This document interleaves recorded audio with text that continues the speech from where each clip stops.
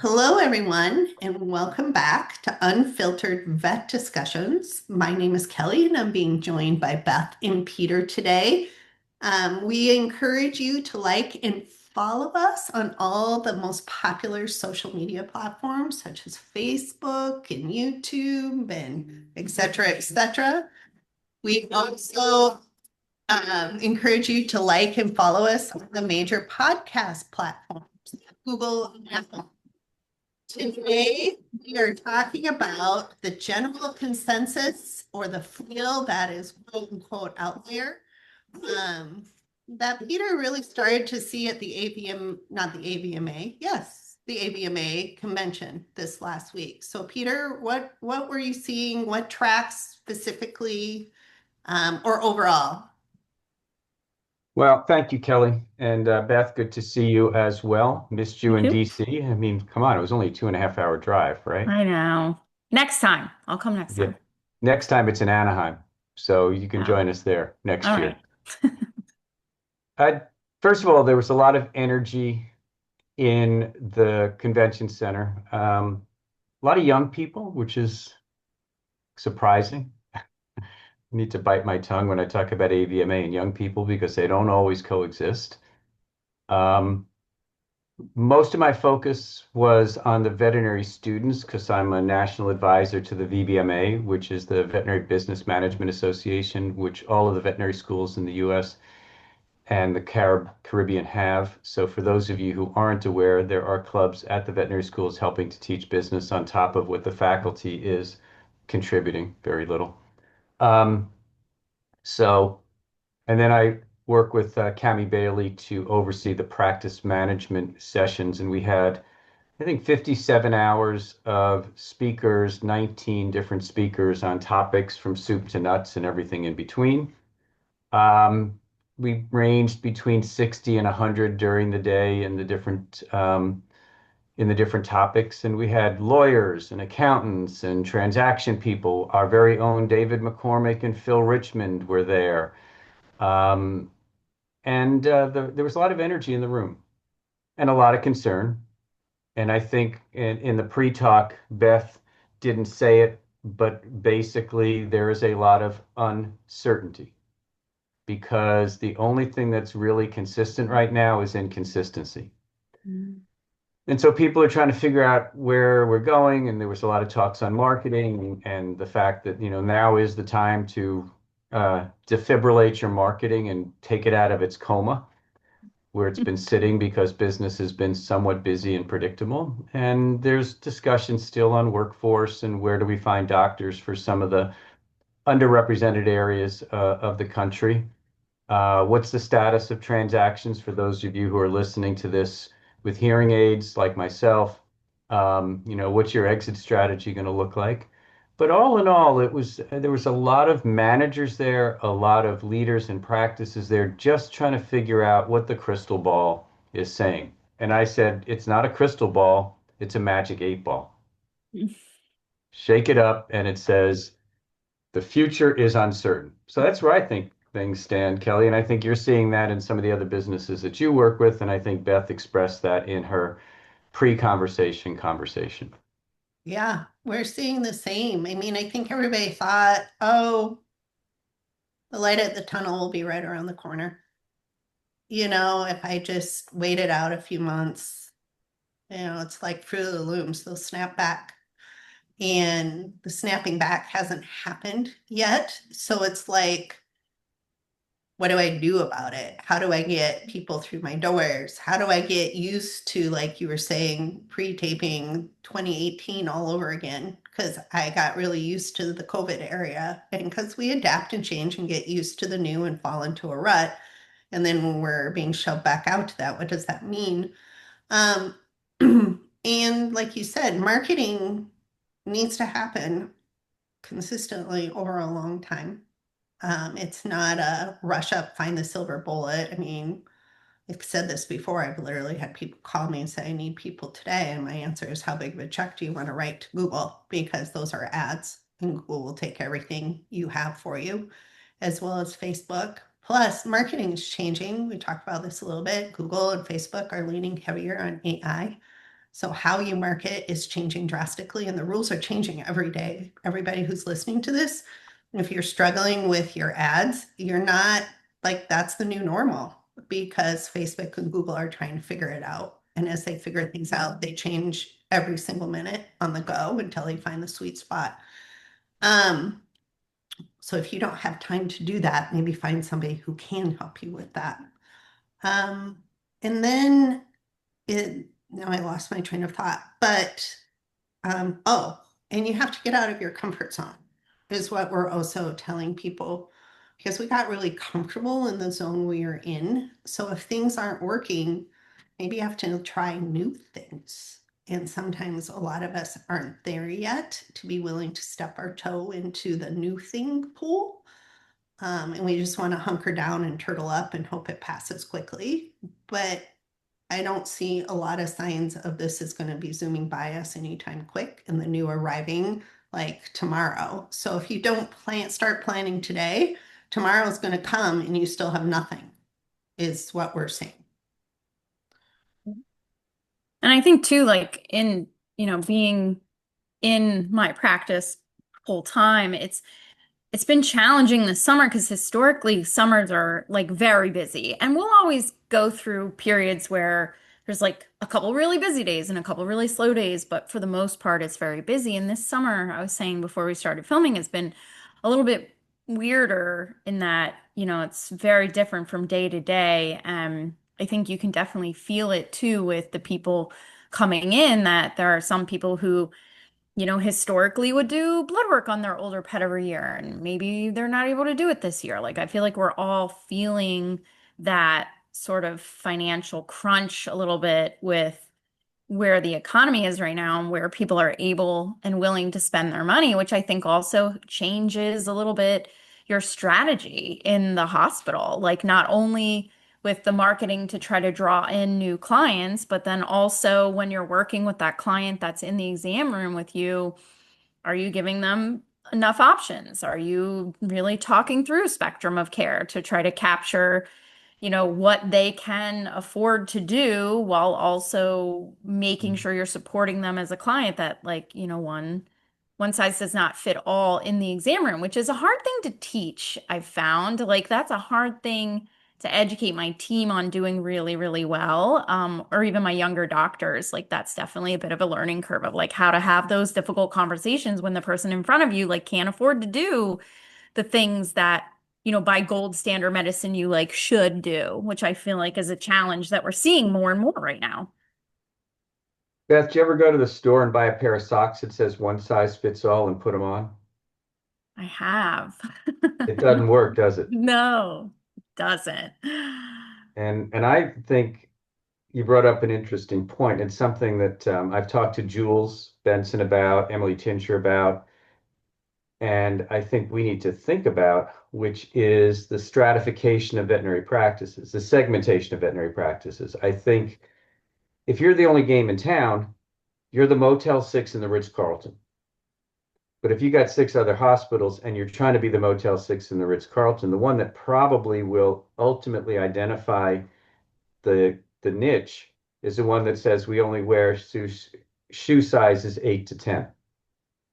And one size fits all becomes very difficult when somebody at the front desk is really challenged and somebody else at the front desk is paying in $100 bills.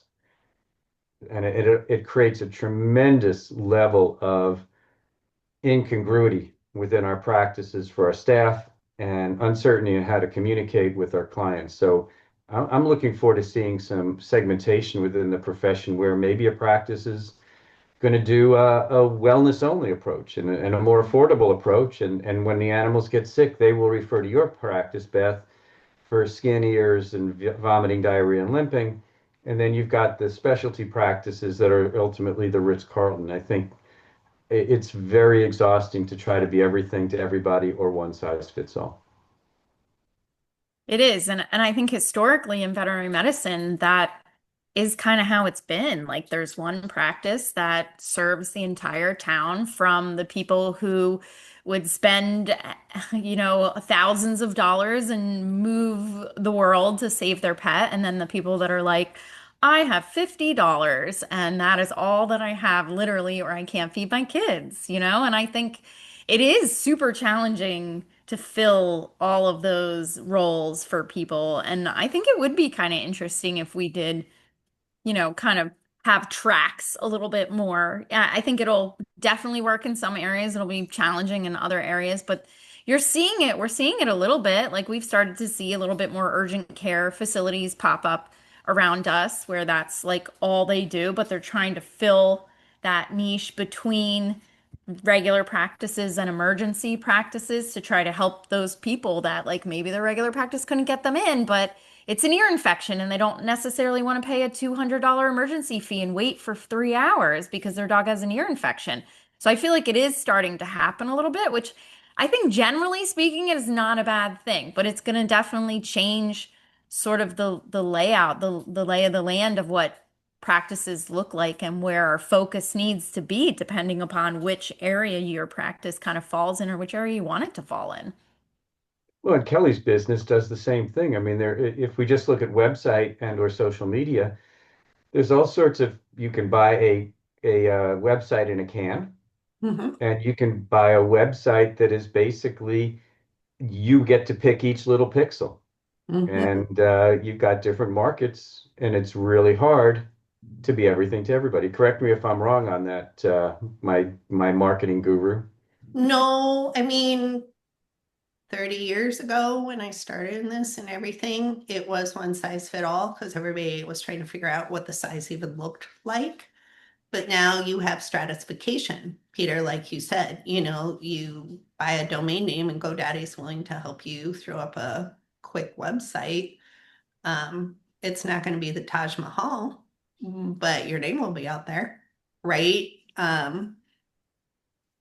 And so, yeah, there's been a ton of stratification in all the areas, and it's continuing. It doesn't stop in marketing.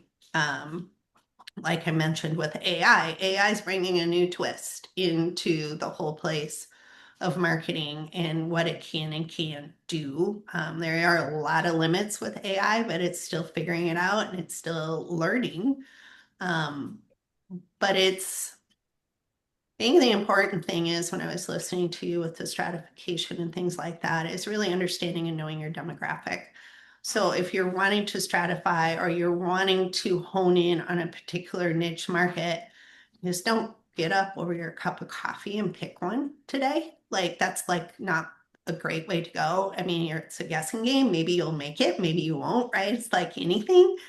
But if you're trying to narrow your focus down, it's who's in a 3 mile radius of your hospital, who's in a 5 mile radius. If you're out in a rural countryside, who are the people you're serving? Do they have extra cash flow right now, or do they not? Right. And then once you know your people, then you can try to figure out how am I going to help those people? How am I going to help those animals?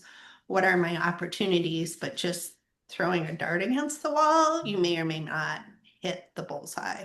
or the or the wall. Or the wall. Yeah, that's a problem right there. I think we are going that way. I think change is uncomfortable for people as we're having to change and decide who are we going to be when we grow up in this new reality. And some of us take it better than others.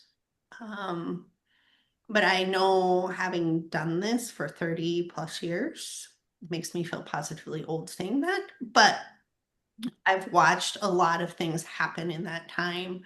And I've noticed and I've studied it actually because I was just curious about it. Um, People who step up to the plate and embrace the change first are the ones who succeed the most. Um, if you drag your feet and turtle, you're going to have a tougher go of it. So, how do you want to live today? How do you want to change? And it's just not in marketing. I mean, it's Beth. How do you were talking about how do I want to schedule people this week? How do I manage the flow within the hospital? What am I willing to do? Where are my own limitations? Right. And it starts with the owner because the owners are the ones who are driving that ship. Mm. But if you just sit and wait, you're going to still be sitting and waiting 6 months from now, and the world has progressed that much further down the road, whatever it's going to look like in 6 months. Yeah. And I mean, we've definitely seen too, like we try to be really fluid at our practice. So just for as an example, because maybe this will help someone else, with it being a little bit slower, I have a couple doctors on vacation like throughout this month and next month. So like last week, for example, our surgical load was like really light last week. And so the one day that we didn't have a doctor scheduled to do surgery, we were able to like shift some people around and we had like a bunch of extra nurses that day because we were like down a doctor.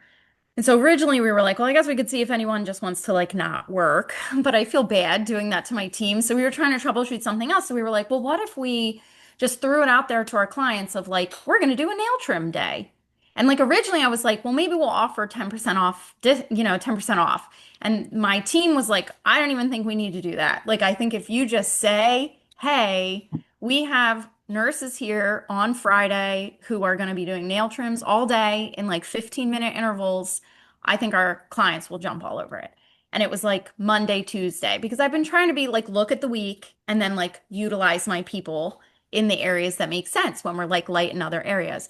And sure enough, we put out a little vet to pet like email to our clients. We blasted on social media, and in like 4 hours, we filled an entire column worth of nail trims for the entire day. Now, obviously, that's not bringing in as much as it would if we had another doctor seeing appointments, but hey, like it helped justify being able to keep my team so no one had to lose hours and also bring in a little supplemental income by trying to just be creative of like how can you use your people differently in a way that still allows your practice to be providing a service and whatnot, earning some money. And then every appointment that came in, like a bunch of them were like, oh, well, since I'm here, I need a refill of this medication, or I need more preventatives, or my dog was also due for a vaccine booster or a blood draw or whatever. So we ended up, actually really it worked out very, very nicely. And I think stuff like that, like I think sometimes people get really overwhelmed by like, oh my gosh, my schedule's not busy. And then, like you were saying, the reactive marketing,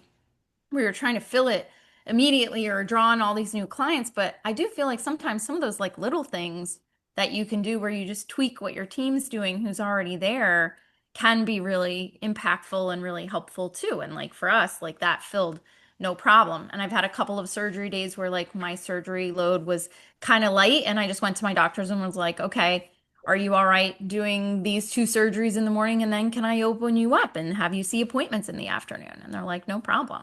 So I think things like that are where we can lean into that are like some of the little things that can maybe help while we're feeling the pinch a little bit without having to get too crazy with making huge upheavals in we're doing on our day-to-day life.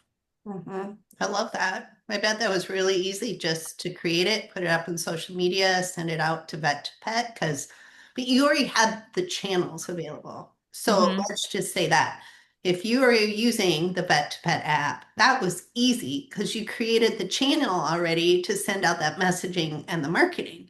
If you didn't have that channel or you didn't have a social media following, already in place and that channel robust and nurtured and growing, would have been a lot harder hill to climb because you wouldn't have had the audience available to just trigger when you sent out that message, right? You guys have done a lot of work because you and I've talked about marketing. You guys work on your marketing all the time. You just don't like when you feel like it. And I think that really benefited you in this case with that nail trim day. Yeah. Restaurant industry, especially if they have um, socials, will look at their evening appointment book and put out posts on Twitter, formerly known as Twitter, the artist now known as Prince or X or whatever it is, Mhm. and Facebook with a post, something to the effect that first time attendees to our restaurant will get a free appetizer. And they start to fill their appointment book on slow days using regionally selected tweets. And I believe you can do that with X Mhm. and or Facebook. So what you did because you have the Pet to Vet app is spot on because you got your clients already collected. Dialed in. So theoretically, you could do the same thing even for vaccination boosters with your technicians, because anytime your technician can generate an income for you, that's a value added proposition that you don't always have from that standpoint. So I think what you did was spot on, but it takes somebody like yourself who is actually paying attention and coming in the morning and looking at the appointment book and saying we're at 60% full, we're normally at 95% full. What do I need to do to get that other 35%? And letting people know that you are available, that you do have openings, and that if anybody responds to this post in the next 2 hours, you will receive whatever you want to do in terms of an ethical bribe. Now, my staff would have killed me for nail trims because it seems like the only nail trims that come in are Chihuahuas and Rottweilers. But, you know, um, anything you can do to fill those gaps using the technologies that are out there has next to zero cost and tremendous amount of return. But the start of the conversation was you have to be, you have to have your finger on your pulse, and you can't go at the end of the day at 4 o'clock and say, I need a defibrillation. You need to defibrillate it in the beginning of the day so you can get your heartbeat back regularly towards later in the day. I agree. And I do feel like that is an area where sometimes our profession, like again, going back to the reactive instead of proactive, like I find in my own practice, which I'm the owner, so like I should care the most.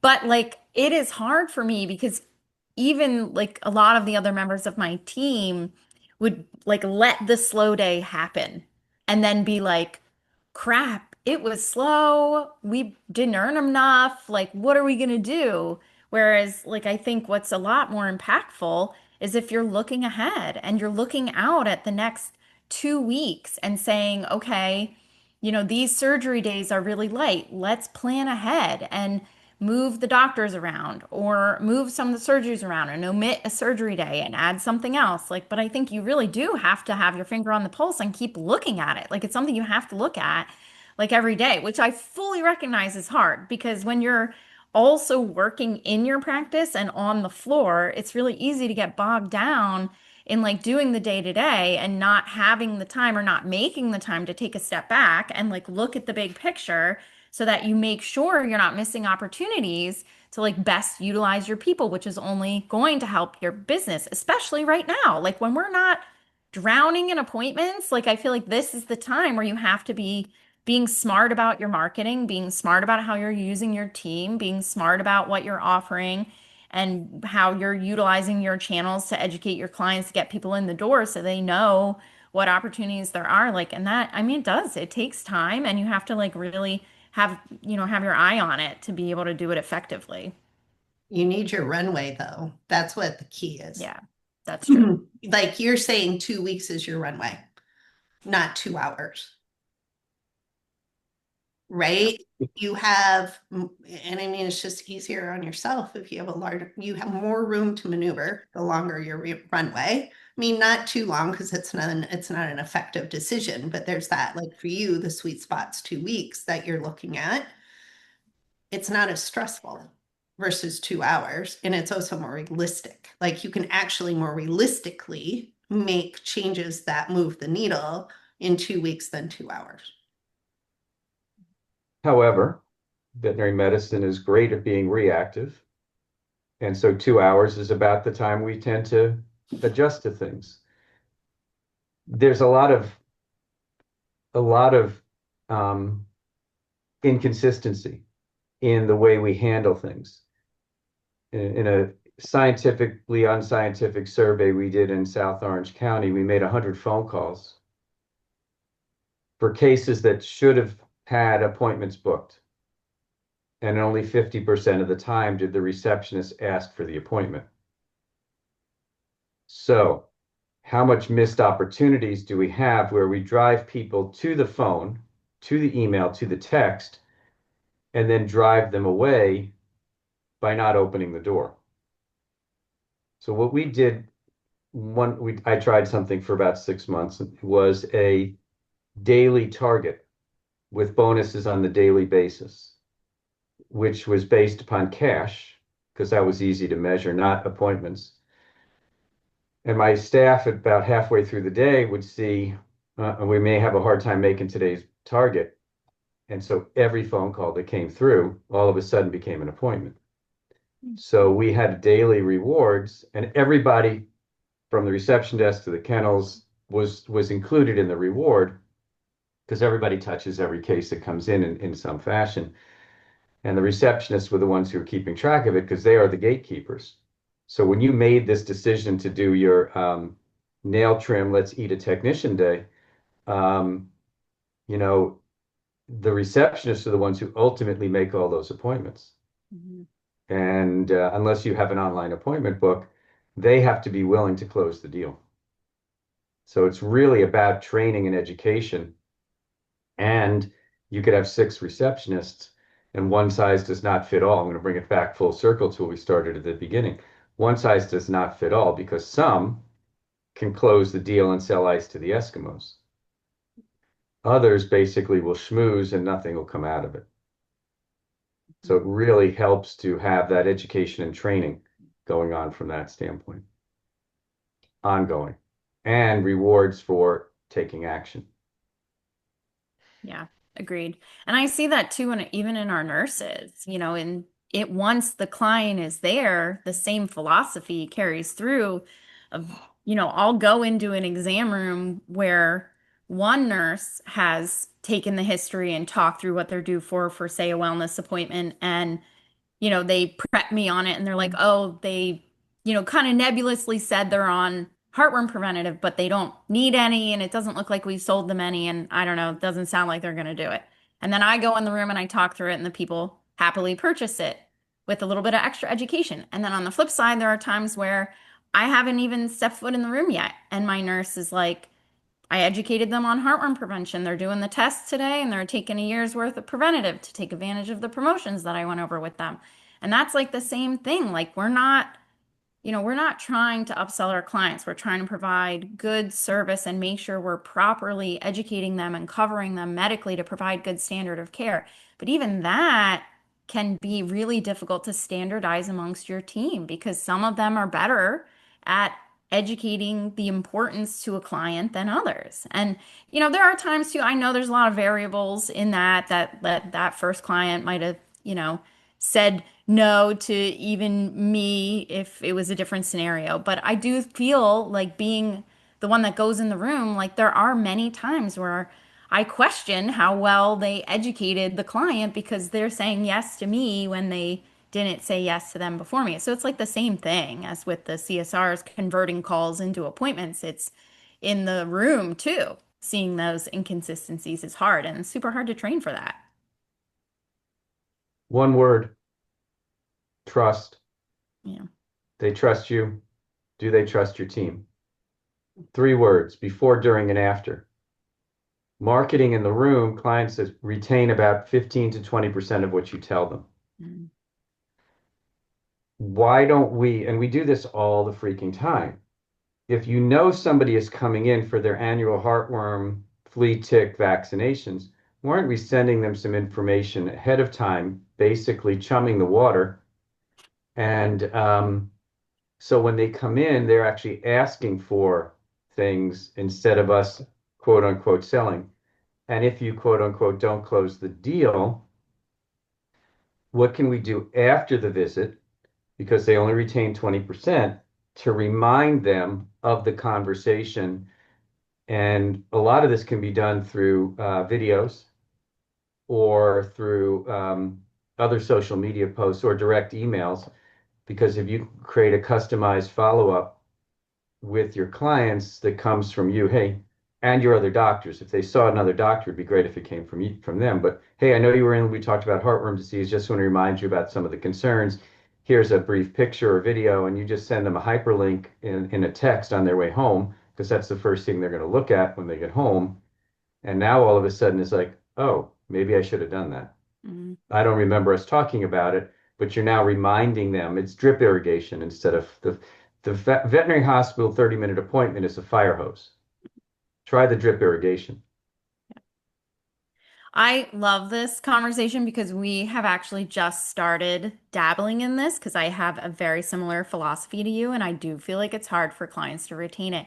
So we are in process of we've created all of these handouts that are like the why behind we recommend the heartworm Lyme test, the why behind all the vaccines broken down, the why behind annual blood work, the why behind preventatives. So we've created all of these handouts and we're just starting to implement them for help with this department of sending them to clients before their wellness appointment. We've created a digital check-in where they'll get an email like a week before that outlines kind of in general terms what they're due for, gives them an opportunity to say, okay, these are things I want to talk about in my appointment. And then it's going to have hyperlinks in it to education on some of the topics that their pet is due for.